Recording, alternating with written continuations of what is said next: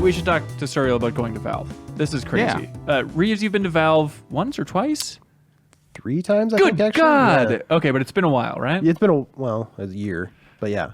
But still, Suriel got to go to Valve just a couple weeks ago. right. How excited were you to walk through those doors? It was awesome. They let me hold the Aegis of Champions, which is the thing that the international winning team gets to hold up at the end of the ceremony. Really? So, But they didn't let you hold the gravity gun. they didn't let me hold. Well, the that's gravity lame shit. then. To be Who fair, gives no a people didn't ask. There was a whole thing where someone was like, "Could I hold that?" And then there was like a whole session where everyone got to hold the Aegis, but we didn't do that for the gravity gun because it's not a working gravity What a gun. waste. Why did you even go? Because it doesn't work. There's like the overall mystique around Valve is like, oh, it's a black box. I'm sure they're up to a bunch of stuff in there, but communication isn't great for them. Maybe directly with the community, they're updating Dota, stuff like that. But in terms of like communication with the press, it's always mysterious. And so, Yeah. did it feel like it was tearing down a curtain? You feel like, oh, this is what's going on in Valve. We now. definitely had to tear down a curtain because we were left in the lobby for a little while just after our appointment, and we had to text the PR person to say, just come up to this floor, just take the elevator and come up to the floor. And we were all waiting in the lobby like, what's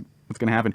But I mean, throughout the entire visit, they seemed very communicative. Like they were very, like they wanted, this seemed like this was them sort of opening up about sort of not only Artifact, but a lot of what they've been doing sort of basically throughout their entire, career as a company. Did you get a tour of the office? Yeah, we got a tour. It was pretty cool, It was right? apparently, I think it's this might be their new office. So Since like 4 or 5 years ago, or yeah, I think it Yeah. was pretty recent. And so like they walked us around and showed us all the fancy kitchens they have. it is super weird. It's like, Yeah. oh, there's a fancy kitchen, and they'll lead you down another hallway, and it's like, this is our workout center, and they have like professional like trainers who there's are a- hired by Valve to Here's like just train them. a hallway that I guess one of our employees decided to make look like one of the monoliths or whatever they're called from Half-Life 2, those black barriers or whatever that Sure. they have. It's like, this is what you guys have been doing. It's like you guys have all this money, and you're Yeah. just sort of like doing a bunch of stuff. I think I but- found the reason no games are coming out of Valve. They don't have anybody working on games. turned a hall, opened a door, and it was like that scene in Wayne's World where They they had had a- those dudes training. They like- apparently had a thing where I guess people would bring their kids and stuff, and so as they started getting older, they would become teenagers, like most kids do. And they had this room that they had called the sulking room, where I guess they could hang out there. The teenage offspring of Valve could hang out. It was weird. It's like Teen Titans for Valve employees. What is it, well, I like mean, Hot they Topic? no, it is a darkened room though. Like it is. Oh, what weird. the hell's going on? Yeah. Did you see Left 4 Dead 3? Did you see Half-Life 3? Was there anything? Were there walls of people actually working? All mentions of 3 were wiped. Like on the elevator, like they had scratched off the number 3. Shut up. What did you see? Were there people making games on computers in Valve? Yes, we walked past someone and they said like you don't want to look at that, and there was a guy working on a computer that I imagine was making a game. I hope. You're like, yes, I do want to see that. But I mean, before sort of they showed us Artifact, they sat us down and Gabe Newell had this very long talk about what they've been doing, and part of his spiel was that Valve is going to start shipping games again. Was his quote. And then I think he said, "Yippee! Hooray! Yeah. Hooray! Hooray. So Reeves, there's I some don't- good news. I don't know if you listen to that audio. I'm a big Valve dork, and I made Suriel send me the audio. I sent it to JV. I don't know if you listened to it either, but it's fascinating because it's Gabe like kind of slowly walking through the history of Valve and saying like, here was the point of this release. Here was the point of this release. Here's the point of this release. But he's still a fascinating dude, and it's one of the richest men on the planet, and I think he's worth listening to. What did you learn overall from that presentation then that really stood out to you? It just seems like a lot of it, like you said, Valve always has felt like a black box company, and I think Orange box. an orange box company. I understood a lot of why they've done this. So like, if you think about sort of recent Valve, and I think a lot of the people have been disappointed, and will basically lash out anytime Valve announces something that isn't Half-Life 3, is because they're like, oh, you should be making games that I like again. And sort of a lot of what they basically walked us through sort of why they didn't do that. Because, after they made Portal 2 and they kind of felt like we've done everything, like Portal 2 and Left 4 Dead were basically them trying to do something new with co-op, and sort of the episodes were sort of them trying to release something every year because they wanted to have feedback from players more often. And so after sort of Portal 2, they wanted to revive Counter-Strike and Dota because of their in-game. They wanted to muck with in-game economies because they had the marketplace. And so after a while, they realized that, there was some contention about platforms. So like, iOS was a very closed down platform, and they were kind of worried that Microsoft was going to do the same thing with Windows 10. So that's why they made SteamOS, and they wanted to do hardware because they were envious of Nintendo and the way that Miyamoto can like design a game for a specific piece of hardware. But hang on, this is worth drilling on a little bit more because that was the most interesting part of the talk. He was talking about how they've always been jealous of Nintendo, but now because of Vive, they said they're like, we have a lot of people who had to learn a bunch of hardware stuff, and we have those in-house now. And they certainly seem to imply that like we're going to be taking advantage of that hardware focus moving into the future. And I was a little bit unclear if he was talking specifically about Vive, but it certainly felt like him saying they're going to do some more hardware efforts in the future combined with software that can make it more of an all-in-one thing. Right. Yeah. Because they want to be able to tackle any project that they want. So a lot of sort of the gap between sort of, let's say, Dota 2 and now was sort of them trying to figure out how to do new things with like hardware and stuff, and sort of the products that ended up. And so they eventually said, okay, now we're kind of at a point where we're comfortable. We could do whatever we wanted with and feel confident about it. So now, here's Artifact, and also this is sort of us getting started back up on the game production machine. Yeah, I don't know what the timeline's going to look like, but they said like, yeah, we're going to start shipping these games again. And that was the crazy thing, is just talking about like, this was new, this was new, this was new. And he even bashed like something like PUBG a little bit, where he's talking about like, oh, a lot of games are popular on Steam, but they're not doing anything new. Like PUBG isn't necessarily doing anything new. And it's like, oh, geez. I think that was more in the context of like, oh yeah, we were able to host Steam, which, like even if we didn't do anything, PUBG could still become, this incredible moneymaker for us because it's on our storefront. But that's not, I think, sort of the way it was meant to be received was, I think, but that's not us, making a concerted effort to try something new. Gotcha. But it's fun hearing what a smart guy like Gabe, like who he looks up to. Right. And something that repeatedly came up at different points in that discussion was Pokemon. Right. Really? He talked about Pokemon as being sort of the world's biggest entertainment franchise of just like anything you can think of. Pokemon has made more money. He than said that. it's quote. Has he heard of Star Wars? I don't know. Absolutely. He says Pokemon is benchmark for game and trading card game and linear media. He said it is, quote, the single most valuable entertainment franchise in history, more than the Super Bowl or all of Valve's products, more than Harry Potter.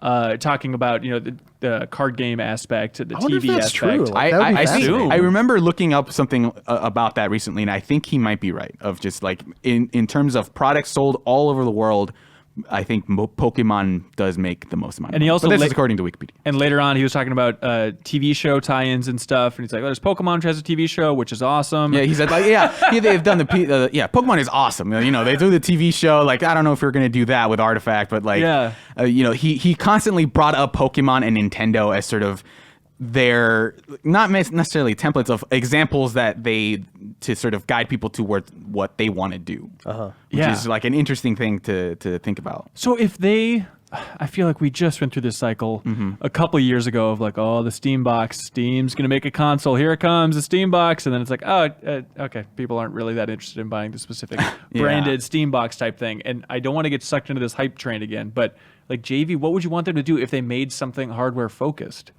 I'd want to, oh man, I don't even know, because the hard thing is like, it's hard to imagine any hardware coming from Valve that is not connected to VR in some way, because of like just how much, they've sort of grappled onto the Vive. But it's still partnered through HTC, and so they're not all in necessarily. That's what it always feels like. Every time they do hardware, they don't sort of go all in. They always kind of hedge their bets a little bit, and like, they're not hardware manufacturers, so it makes sense. But they're like, if we're going to do this, we need a partner and somebody to take all the risks with the hardware, like HTC, like they did with the Steam boxes. Yeah, I think I'd like something, man.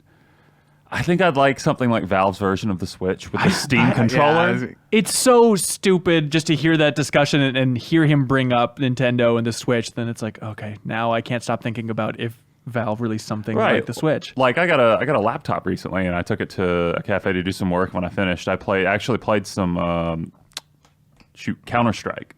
And I thought, and while I was playing it, I was thinking, this is cool and all, but I'd really like to have this on the Switch playing with my Pro Controller. Because it just, it's a different experience. It feels like it's more than just like, oh, I don't have to carry this much around. Like, it is a different experience to play, I feel like, a game on Switch versus a game on your laptop.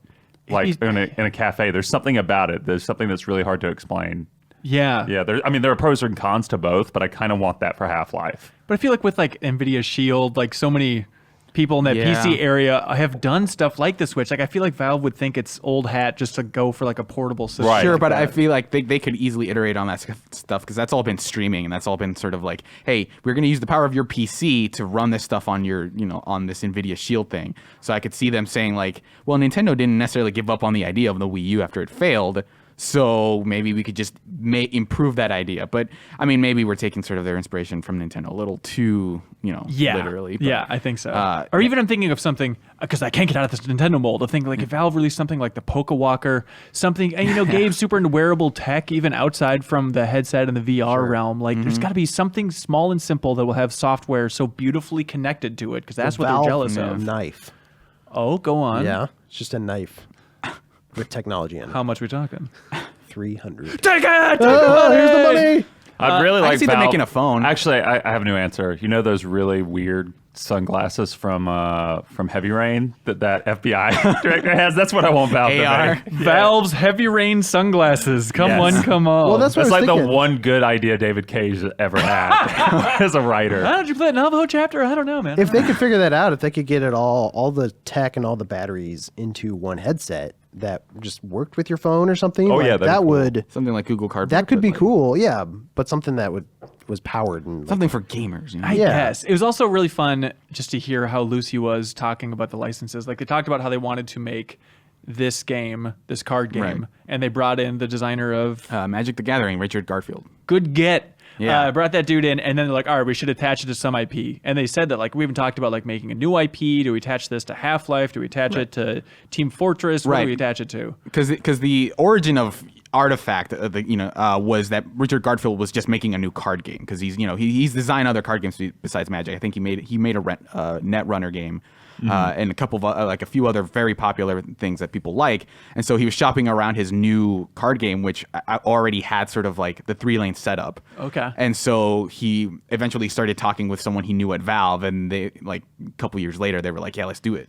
And so now they've brought on the guy who made Magic, and I think a lot of the design philosophy of this game is sort of influenced by sort of by the fact that it's similar to Magic. But after your gameplay sessions, I'm curious to find out if you can make magic happen again, JV. Serial, did you like at the our game, gathering, or- no, I came away from Artifact very excited for it, but also cautious about sort of other aspects. So I think the gameplay is really good. So basically, just imagine playing Hearthstone across 3 different fronts, Yeah. but with the turn order of Gwent. It sounds a little complicated. That's all we need to know. That's good. Okay. Right. So you basically, there's stuff like you take towers and you summon. So the big difference here is your hero units. So instead of in Magic where I'm going to just summon monsters and, when they're dead, you don't have to get them back from the graveyard. You basically have 5 heroes that you're always sending into battle. And when they die, they come back 2 turns later. Except for, with exceptions because, card games. So basically the point is to destroy 2 of the opponent's towers or destroy one of their ancients, which spawns when you destroy one of the towers. And so there's all these different, it's very intricate. I think that was the other big takeaway of just, It's tough. well, not necessarily difficult and not tough, but there's just a lot to keep track of. there's a lot to learn. Right. It looks So- intimidating compared to like something like Hearthstone, which even in the Yes. presentation, it was awesome to hear Gabe talk about like that's the benchmark. Yeah, that's the benchmark. Hearthstone But- is the benchmark. Yeah. Right, of like, here's the premier card game. But I think Richard Garfield was talking about how part of what they wanted to do was sort of, in the move to digital, card games became a lot simpler. And sort of his tack was like, no, we should take advantage of the digital format to make them more complicated or like more interesting. And so there's just the stuff like, hey, you plop down a hero, you can equip them with items that you buy between turns by killing creeps. There's just all this positional of like, if they are in one part of the lane, they will attack certain areas, and if they don't, like there's just where your heroes are in a particular part of the map that matters. There's different hero abilities. There's heroes come with specific cards that they put in your deck just by having them in there. And there's color affinities, so you can't play a card if there's not a hero of the same color. There's just a lot. Like I said, there's a lot to keep track of. Yeah. But I came away from it like this is. as much as in terms of, hey, I want a Dota card game, this feels super like natural, like a supernatural version of a Dota card game. But as they said, we're not turning Dota 2 into a card game. We made a Right. card game and then slapped Dota 2 on it. Dota 2 was sort of like the easiest thing to map onto what we were already making. Yeah. It's just those characters and whatnot. Right. is what Yeah. you And so they added a bunch of stuff because it's a lot easier to make a card than it is, a new character. So they have like 3 new heroes that they said will eventually come to Dota 2. They're planning to add a lot more lore to the world of Dota through Artifact. And they haven't figured out quite how they're going to do mod stuff, but there's a lot. But sort of the other big takeaway was sort of their economic model for it. And boy, does he talk about economies a lot. Right. And player economies, blah, blah, blah, blah. But the big headline is that this isn't going to be free to play. Right. So which there's is pretty wild. I talked to, Gabe's talk, and then I talked to Richard Garfield about it, after that. And sort of they want to make this as much as it is a card game, but with digital cards, so that every card you have will have value. And so basically, the idea is that you'll buy in for a specific price. They haven't said what. You'll get a certain number of cards. And then after that, sort of the biggest way you're going to get cards is to either buy packs from them for like, let's say $5 or whatever, or you go on the Steam Marketplace and buy a specific card that you want, or you can also sell cards that you don't want. So they haven't said if you'd be able to earn cards for free or anything like that.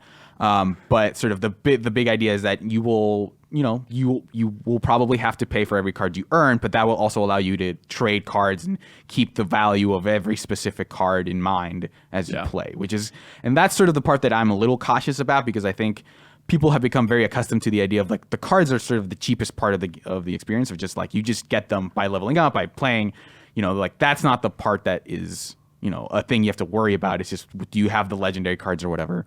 But he said, that they are very, quick to point out, like, we don't want a pay to win model. Sort of they're talking a lot about how we don't want sort of the rare cards to be the best ones. And, sort of in the wake of them announcing Richard Garfield as the main guy, people dug up like this whole manifesto that he wrote a couple years ago about how a lot of card games and a lot of video games were what he called Skinnerware, where they were just get you to keep playing and sort of waste your time in order to get a resource that isn't super valuable, and sort of his idea, like basically a screed against, microtransactions and pay to win models. So, they have sort of that backing, but of course every company is going to tell you, oh yeah, it's not pay to win, Right, when they're making a game that is about buying and selling things after you already have the game. So it's kind of, it's a little hard for me right now to contrast those two statements of like, hey, you're going to pay for every card, which, might not be confirmed, because, I sent them a bunch of follow-up questions and they said, we'll answer them soon. But it's hard to square sort of those two statements of like, it's not going to be pay to win versus you have to pay for every card. yeah. I don't know how you don't just buy, like, okay, wait a week, people figure out what the best cards are, and then I just go buy each of those cards. Right. And then like if those are the cards that are most bought, that's going to make them more rare, which might up their prices on the market. So it's they haven't said everything. They said they're going to announce more about the economy soon, but they have economists on staff. They seem to know what they're doing, right? Right. So hopefully, like, I think Valve has enough cash here, or like cachet, I mean, and cash, and sort of Garfield, I think, has proven himself to be Mondays, right. Garfield hates Monday. But it's kind of hard to think about how I think people are just going to be very upset with the idea of this is just a traditional card game when they've been so used to like free to play models. But It's weird too, because like presumably they're going to be able to tweak the cards after the fact too, right? Right, but they said But if each card Right. is a digital item that exists independently, like that's just going to really mess with the economy Right. of the game, and like So- this so- rare card that was worth a lot, like and then they devalue it. Yeah, by- then by they changing devalue it, like- so the thing I talked to them is like with that traditional card model in Magic the Gathering, it is super super rare for them to ever change a card because of something called set rotation, which is if a card is really super good, it'll eventually just fall out of like the rotation of standard play. And then be replaced by a version that is probably weaker. So they're not going to change cards specifically because they seemed very adamant about the idea of there's never a reason to nerf a card unless it's incredibly powerful, and there's not much of a reason to buff a card because you can just make a new one that's better. JV, give me your Sea of Thieves style prediction. 2 years from now, Artifact. Ought to be a huge hit. Like, are we talking on the level of Hearthstone? kind of like a Sid Meier game. You Exactly, like a Sid Meier game. No, I feel like maybe not as big as Hearthstone, but like close to that level. It's gonna be just mo- because it's Valve. It's Like, going to be more than what Heroes of the Storm is compared to Dota 2. Yes. To flip it. Okay. Yes, exactly. What a weird deal. Yeah, that is weird but yeah. comparison. But Serial, I'm very glad that you got to go to Valve. And Yeah, I see mean, inside those hollow yeah, halls. I'm glad they seemed pretty forthright about answering our questions. But is this the- game easy to play? Like, is it easy to dive I into? think- Because Dota's pretty like hard to crack that nut if you're Yeah, new. Is this easier to get into? I think, I mean, there will be a learning curve. I think they are going to have stuff in place to show you the basics of the game. But I think that it is easier to get the hang of than Dota, of just like, Thank okay, God. you understand the flow. But yeah, we reached out to them, we asked them a bunch of questions, and the only thing they came back to us with was so there was in the wake of sort of that cover, a lot of the coverage that came out about it, there was a Crowman that emerged as part of one of the art pieces that they sent. Reeves, did you notice that when the Crowman emerged? Yeah. the Crowman. Yeah. Crowman. Yeah. Well, there was a card like art of a guy who's a crow, a man who's a crow. Oh, Crowman. Yeah, the Crowman. Okay. The one that emerged? Yeah, the one that emerged. Okay. So people were wondering, like, he wasn't on any of the cards, and so like I asked Valve, like, who is he? Is one of like, I'll throw this offhandedly. They're gonna answer my other questions, and this one they'll probably stay shut. But that was the only question they answered. So here's they basically gave me is the his- Crowman emerging? Yeah. Or are you just happy to see me? So Wow. here is the. What do you, Leah's laughing. Yeah, Do you have like a description of a card? Yes. What are you doing here? So okay, the name of the Crowman is Ravenhook. He is a black card, which means you have to play. He lets you play black cards from your deck. hang on, is this a GI Show exclusive? That's Serial? right. I believe that. I don't think anyone else has this information. He is a 3 attack, 6 health. Which he didn't give me stats for armor, but sounds really I imagine good, he though. doesn't have a. So his ability is called Repossess, and the description reads: condemn a random item equipped by the unit blocking Ravenhook. Get gold equal to the base cost of that item. Hang on, So there you go. base cost Of that item. fucking love the Crowman. You love the art, or you what? are pro What do you love Crowman. about it? I just love everything about it. The hooks, The way he merges. the damage that Serial recited. I think character of the year for sure. top 10 Actually, That's it's one of the top 10. Crowman. Crowman. Crowman. Crowman. Crowman. Crowman. Thank you so much for watching this excerpt from the Game Informer Show podcast. You can subscribe to the audio version and listen to new episodes airing every Thursday. We cover big games on the horizon, games that we've just reviewed. We have long-form developer interviews, a lot of fun stuff. So check it out every Thursday.